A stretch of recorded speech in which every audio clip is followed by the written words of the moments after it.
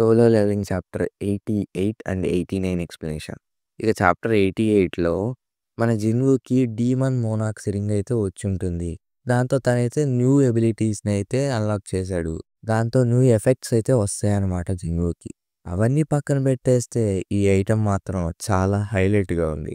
అదే మన బ్యారన్ యొక్క ప్యూరిఫైడ్ బ్లడ్ అనమాట. ఇంక అప్పుడే జిన్‌వుకి కూడా హోలీ వాటర్ ఆఫ్ లైఫ్‌కి 3 ఐటెమ్స్ కావాలి కదా! అవన్నీ కూడా అందుతాయి. తనైతే క్రాఫ్ట్ చేస్తాడు. క్రాఫ్ట్ చేసిన తర్వాత ఇలా అంటాడు. ఈ 3 ఐటెమ్స్‌ని నేను క్రాఫ్ట్ చేస్తున్నా కాబట్టి సక్సెస్ రేటు ఎక్కువ ఉండొచ్చా? తక్కువ ఉండొచ్చా? పైగా నా ఇంటెలిజెన్స్ స్టాట్ మీద ఏమన్నా ఇబ్బంది ఉందా? ఒకవేళ నాకు ఇది ముందే తెలుసుంటే నా దగ్గరున్న మొత్తం స్టాట్స్ అనేవి దీని మీద స్పెండ్ చేసేవాడిని. ఇక ఎజిలుండి ఓహ్! మీరు క్రాఫ్టింగ్ ఎబిలిటీ గురించి మాట్లాడుతున్నారా? షూర్ అది పక్కా వర్క్ అవుద్ది జిన్‌వు సార్ అని అనంగానే క్రాఫ్ట్ అయితే అయిపోతుందనమాట. Holy water of life. కొద్దిగా బ్లడ్ అయితే పోయింది డీమన్ కింగ్ దగ్గర నుంచి. And water case fragment, spring water of the echoing ఈ 2 కంప్లీట్‌గా మాయమైపోయినాయి. కేవలం అది ఎంత కావాలో అంత మాత్రమే తీసుకుంటుందా? ఎనీవే సో, ఇదే అన్నమాట హోలీ వాటర్ ఆఫ్ లైఫ్. ఈ ఐటెమ్ మా అమ్మకున్న రోగాన్ని పోగొట్టగలదా?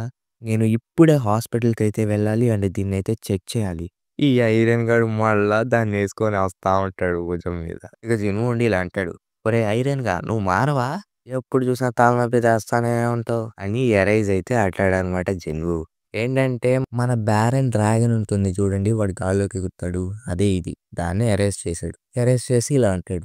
నేను డీమన్‌ని నా షాడో సోల్జర్స్ కింద మార్చుకోలేను. బట్ చూస్తూ ఉంటే ఇది పాసిబులే అనుకుంటా. ఈ వైబ్రెంట్‌కి. సిస్టమ్ అడుగుద్దనమాట. దీని నేమ్ చెప్పు అంటే. కానీ మన జిన్‌వు మళ్ళా దాని పేరేంటి వైబ్రెన్నా? లేకపోతే కలేసియన్నా? కకరియన్నా? అసలు దాని నేమ్ ఏంటి మళ్ళా? ఇంకా ఎజిల్ ఉండి జిన్‌వు కాస్త మతిమరిపోడు అనుకుంటా అనంగానే కైజల్ అని అయితే పేరు పెడతాడనమాట. ఇక ఎజిల్ ఉండి ఇలా చెప్తుంది. ఈ వేవినుండి ఉంటే మనం ఈజీగా తిరిగి వెళ్ళిపోవచ్చుగా. ఇక జిన్‌వు ఉండి ఇలా అనుకుంటాడు. ఒకవేళ నేను డీమన్ క్యాస్ట్‌ని వదిలేయాలంటే ఒక్కొక్క ఫ్లోర్ దిక్కుంటా వెళ్ళాలా? నేను చాలా ఫాస్ట్‌గా వెళ్ళాలి. సార్ అక్కడ పార్టీ అనేది జరుగుతుంది సార్. మనం తిరిగి క్లాన్‌కెళ్ళటమే ఆలస్యం. నేను ఖచ్చితంగా చెప్తున్నా మా ఫాదర్ అయితే చాలా హ్యాపీగా ఫీల్ అవుతారు. ఇంకా నా క్వెస్ట్ రివార్డ్స్ అయితే రాలేదా? ఇంక అప్పుడే జిన్‌వుకి షాడో ఎక్స్‌చేంజ్ రూన్ స్టోన్ అయితే వస్తుంది. దాన్నైతే వాడతాడనమాట. What an unbelievable skill. నా షాడో సోల్జర్స్ ఎక్కడున్నా సరే నేను వాళ్ళని ఎక్స్‌చేంజ్ చేసి లొకేషన్స్ అయితే మారొచ్చు. ఒక రకంగా చెప్పాలంటే ఇదొక టెలిపోర్టేషన్ లాంటిది. ఇక జిన్‌వు కూడా great work everyone. ఎజిల్ I'm sorry. ఎందుకంటే నీ క్లాన్‌కి నువ్వే ఓన్‌గా వెళ్ళాల్సి ఉంటుంది. నేను రావట్లేదు. ఆ! అవునా? మరి పార్టీ సంగతి? రాడీస్ క్లాన్ 80థ్ ఫ్లోర్‌లో ఉంది గదా! అది చాలా దూరం అనుకుంటా. సరే నేను మళ్ళీ ఛాన్స్ వచ్చినప్పుడు నేను ఖచ్చితంగా చూస్తా. ఇక ఎజిల్ ఉండి టేక్ కేర్ సార్ అని చెప్పేలోగా మన జిన్‌వు అయితే షాడో ఎక్స్‌చేంజ్ వాడేస్తాడు. దాంతో ఏమవుద్ది షాడో సోల్జర్స్ ఎజిల్ ముందుకైతే వస్తుంది. దాంతో జిన్‌వు తన నైబర్‌హుడ్‌కి అయితే వస్తాడు. నిజంగా నేను ఎక్స్‌చేంజ్ లొకేషన్స్ చేశానా? కైజల్ అని పిలిచి కైజల్ మీదైతే రైడ్ చేస్తా ఉంటాడు. ఇంకా తర్వాత సీని షిఫ్ట్ చేసి హంటర్ అసోసియేషన్ వాళ్ళ దగ్గరికైతే తీసుకెళ్తారు అండ్ ఇలా చెప్తారు గూడా. ఈ వీడియో ఏదైతే ఉందో అది జపాన్ నుంచి వచ్చింది. ఈ రికార్డ్‌కి యూజ్ చేసింది జపాన్ శాటిలైట్స్ యొక్క మ్యాజిక్ డైరెక్షన్ కెమెరా. ఈ రికార్డ్స్ ఏవేవైతే ఉన్నాయో అవి first ride, second ride, third ride అటెంప్ట్స్‌లో ఏవైతే జరిగాయో అవి మొత్తం రికార్డ్ అయితే చేశారు.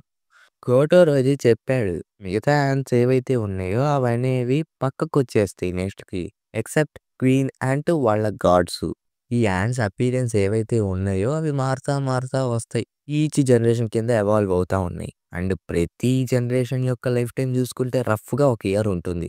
బట్ కొద్దిగా భయమైతే యేస్తుంది. ఆ గాడ్ యాడ్స్‌ని చంపగలమో లేదో.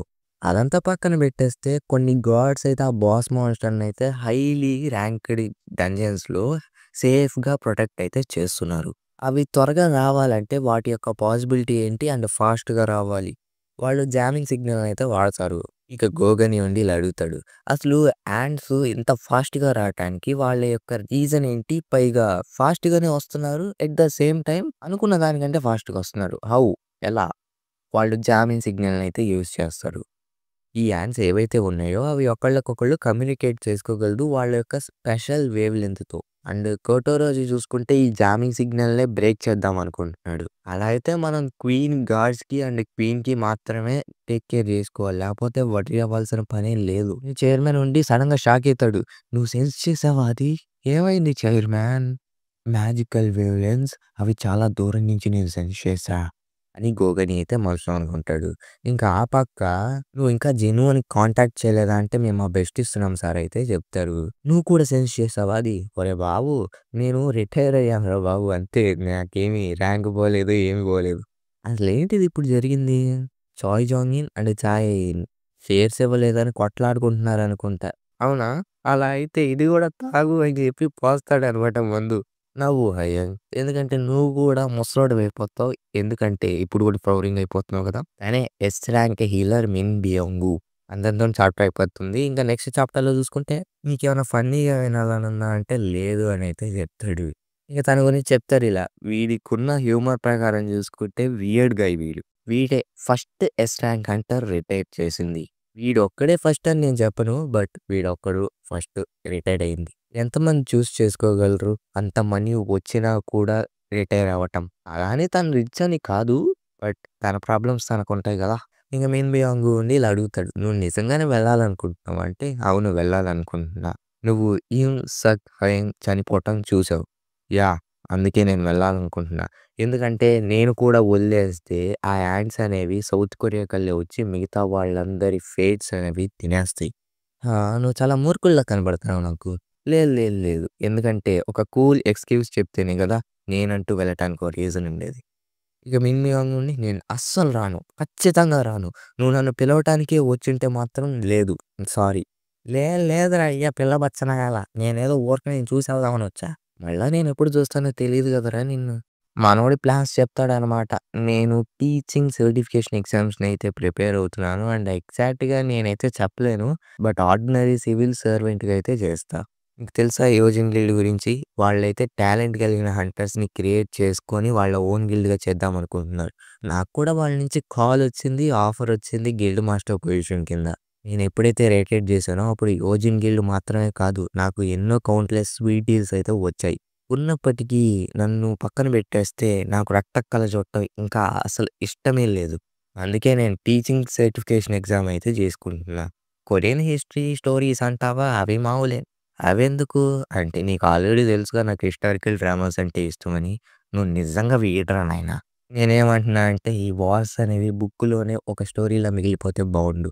ఇక బీయింగ్ గూడా ఉంది. అవును. నువ్వొక నార్మల్ వ్యక్తివే. హంటర్సే అబ్‌నార్మల్‌గా ఉంది.